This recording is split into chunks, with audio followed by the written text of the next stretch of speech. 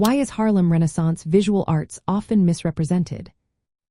Imagine a vibrant scene filled with bold colors, powerful images, and stories that challenge what you think about Black life. Now, think about how many people miss the full picture of this art movement. The Harlem Renaissance was a time of incredible creativity and cultural pride for Black Americans. It happened in the early 1900s, mainly in Harlem, New York City. During this era, artists used visual arts like paintings, sculptures, and photographs to express their identity and challenge stereotypes. But many times, these works are misunderstood or overlooked. One reason is that people often focus more on the music and literature from the Harlem Renaissance. Think about jazz, poetry, and novels that became famous. These art forms got most of the spotlight, leaving the visual arts in the background. Because of that, fewer people know about the painters and sculptors who played a big role in the movement.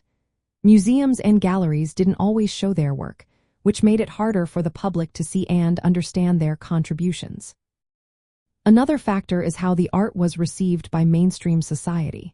Many of the images created by Harlem Renaissance artists showed Black life with dignity, pride, and complexity. But at the time, many art institutions and audiences didn't see these works as serious art. Instead, they sometimes labeled them as folk art or ethnographic, which means they thought they were more about cultural traditions than modern art. This limited how these works were viewed and appreciated, making it seem like they were less important than other art movements. The diversity within Harlem Renaissance visual arts also adds to the confusion. Artists used African symbols, modernist styles, and personal stories to create their work. This variety makes it hard to fit all these pieces into one simple category. When history simplifies the movement, it can miss the richness and complexity of the art.